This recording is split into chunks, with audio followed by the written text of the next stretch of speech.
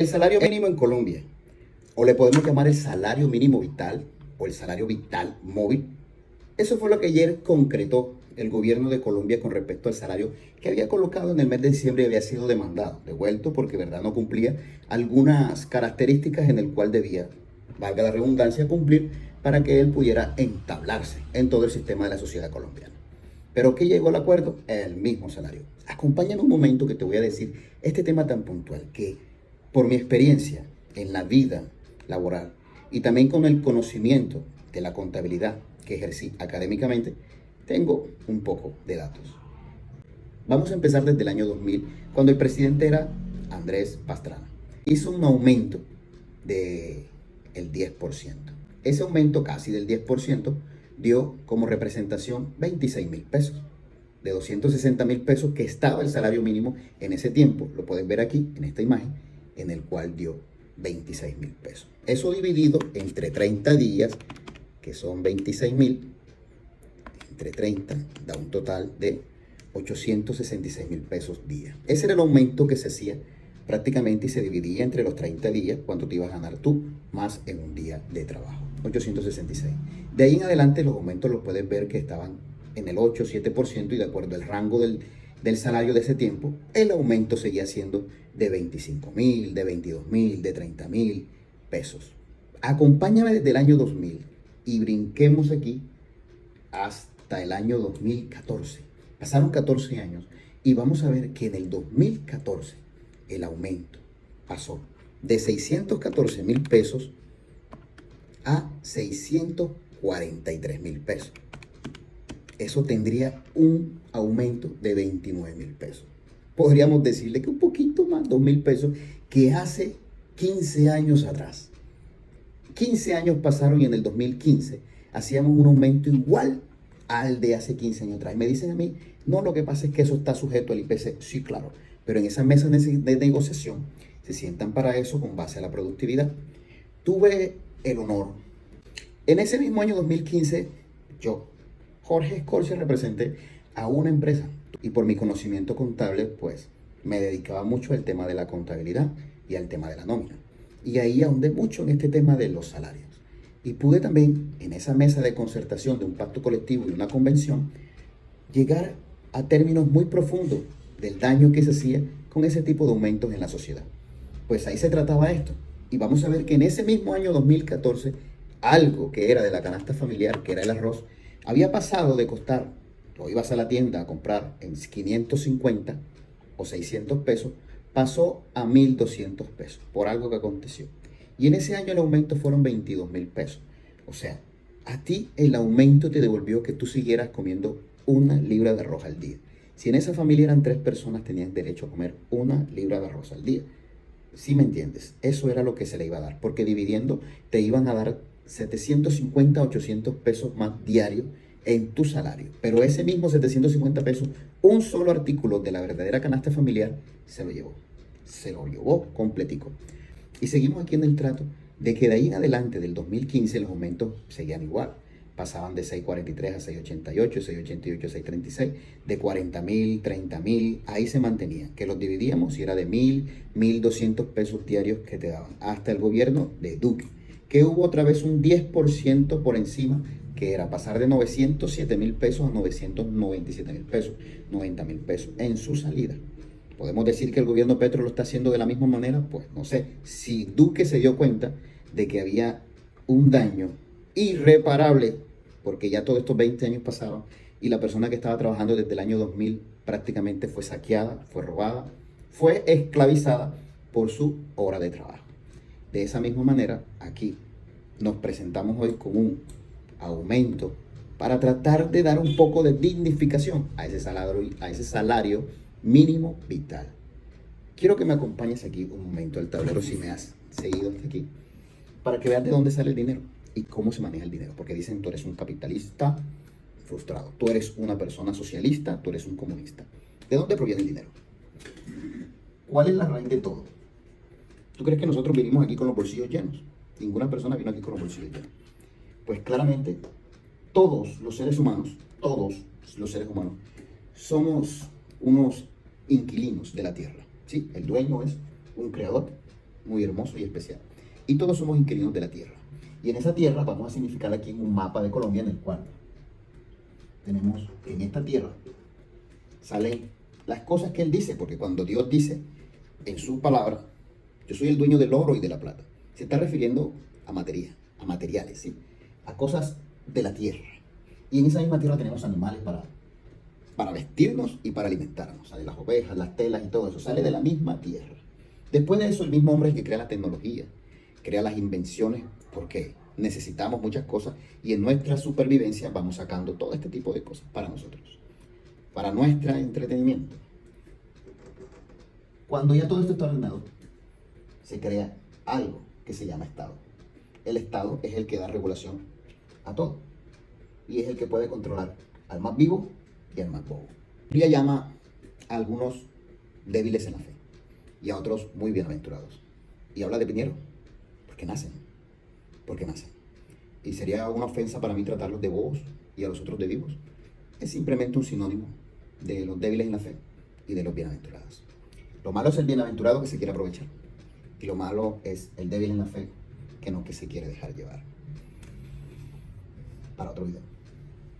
Y les voy a decir claramente de que esta persona que necesita 3 necesidades básicas, que es vestido, comida y techo, vivió estos 20 años de su vida, 25 años desde el año 2000 hasta el año pasado, 25 años siendo saqueado, siendo ultrajado, siendo esclavizado, hasta ahora que está medio tratando de poner un salario vital.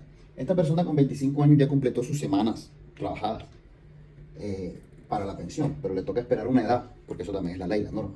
Sí, pero esos mismos 25 años los hace el ejército y sale pensionado, y el otro lo hace, no sé por qué las otras personas no pueden, porque eso se basa el Estado. ¿Sí?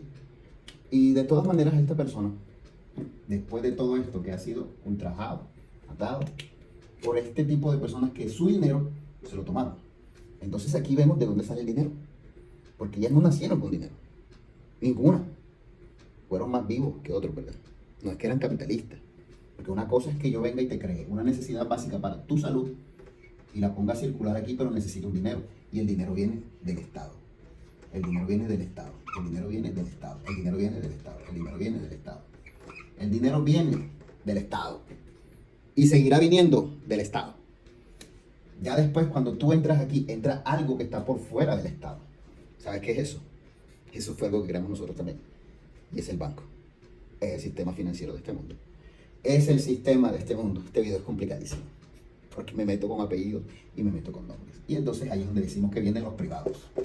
Dice, por eso el privado es el que tiene y hace. No, es un inquilino igual que yo. Él no tiene ni siquiera la diferencia de ser humano que yo, para nada, sino que es más vivo. Y empieza a decirte de que tú tienes que venir a él. ¿Sí? Y el Estado, que es de donde viene el dinero, le paga a él para que a ti te esclavice. ¿Sí? Porque él está produciendo algo para ti. Así sea un alimento, así sea una camisa, así sea un televisor, así sea una vivienda. No hay nada que pueda enriquecer más a un privado, a un vivo o a un bienaventurado que el Estado. Yo quiero que veas eso, y me dice un amigo, ya dice, siempre te metes con los evangélicos, porque en el año 2002, 2022, 2021 presenté un proyecto de grado en las iglesias evangélicas cristianas de Colombia. Ese proyecto, por mi conocimiento en contabilidad y sabiendo que el dinero que circula aquí estaba generando una pobreza en una población, porque hice un trabajo de investigación en la ciudad de Barranquilla, donde las iglesias evangélicas cristianas, en medio de un entorno, dicen llevar una cantidad de cosas que dan el bienestar para un ser humano. Pero vamos a ver que no, trataban, pero su evangelio es muy flaco, su evangelio es muy raquítico, su evangelio es muy endeble. ¿Sí? Solamente tiene una rama, y de las cuales las otras no las deja de hacer. Como una de esas sería las finanzas. Y lo único que generaba era más pobreza, porque una persona aquí pobre quiere tener más, quiere estar mejor, y aquí se le vende algo que va a tener, pero es que el dinero no viene de Dios, no viene de Dios. El dinero es algo del sistema, que ya lo tienen los bancos, ¿sí? Ya lo tienen muchos los bancos, y cuando no, sale del Estado, viene del Estado, viene del Estado. Ustedes ven las luchas que hay, viene del Estado, viene del Estado. Lo que tanto pelean es eso, es el dinero del Estado, porque eso les va a llenar más los bolsillos a ellos. Ese es el tema. Para poder en sus empresas privadas creadas de lo público, ahora nos hacemos con corbata y somos los empresarios que podemos mantener a Colombia de pie. ¿Sí me entienden? Y entonces en ese sistema, la línea de los evangélicos en el año 2015 que presentó ese proyecto, y también tengo la ventaja de en pandemia ir a recibir un sobre de una señora que la casa se le estaba cayendo y decía que primero era lo de Dios. Su dinero proviene de una pensión o de un trabajo o de algo que hacía, pero viene de aquí, está aquí. Y nosotros le pagamos impuestos al Estado. Nosotros le pagamos impuestos al Estado. Cuando pagamos un recibo público, le pagamos un impuesto al Estado. A veces ese recibo público ya se metió el privado, como es la parte de la luz en Colombia, aquí en Barranquilla. Ya se metió un privado, entonces una parte y una parte. Esto es un solo 8 que tenemos aquí en toda Colombia y espero entiendan este mamarracho, para que entiendan aquí claramente qué es lo que pasa en Colombia. Y esa persona evangélica le iba a dar el diezmo o la ofrenda a un pastor, que ese pastor vive de este movimiento de dinero de ella, de toda su vida.